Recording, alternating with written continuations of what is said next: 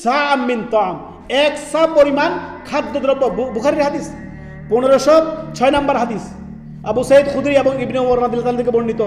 নবী সাল্লাল্লাহু আলাইহি সাল্লামের ফিতরার পরিমাণ তারা বলে দিয়েছেন। নবী সাল্লাম এক সা পরিমাণ খাদ্য দিয়ে, খেজুর দিয়ে, কিশমিশ দিয়ে, জব দিয়ে, তৎকালীন যে খাদ্যগুলো ছিল সেগুলো দিয়ে এক সা পরিমাণ 3.5 কেজি বা 3 কেজি দিয়ে দিলে একজন মাথা পিছু ছোট বড় সকলের এক সা পরিমাণ খাদ্য দিয়ে আপনি ফিতরা আদায় করে দিন, বাস হয়ে গেল। টাকা কেন দিতে যাবেন? সাহাবায়ে কেরামদের কাছে দিনারও ছিল, দেরহামও ছিল, তারা কোনো কিছু দিয়ে ফিতরা আদায় করেনি, তারা খাদ্য দিয়ে করেছেন। খাদ্য দিয়ে ফিতরা দিতে হবে, টাকা দিয়ে নয়।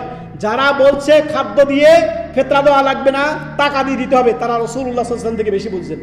বুখারীর হাদিস, ইবনে ওমর এবং কি আপনার আবু সাঈদ খুদরি রাদিয়াল্লাহু তাআলা আনহুম, তারা বলছেন ফরাদা রাসূলুল্লাহ সাল্লাল্লাহু আলাইহি ওয়াসাল্লাম যাকাতুল ফিতরি সাআম মিন তাআম, এক সা পরিমাণ 3.5 কেজি বা 3 কেজি আপনি যেই মানের খাদ্য খাচ্ছেন সেই মানের খাদ্য, চাউল কিংবা খাবার দিয়ে, খাদ্য দিয়ে আপনি কি করবেন? আমাদের বাংলাদেশে প্রধান খাদ্য হচ্ছে চাউল। আপনি 3.5 কেজি করে বা 3 কেজি করে বেশি দিলে ভালো। আপনি আপনার খাদ্য প্রতি মাথা পিছু 3.5 কেজি করে আপনি বা 3 কেজি করে দিয়ে দেন, বাস আপনার ফিতরা আদায় হয়ে গেল।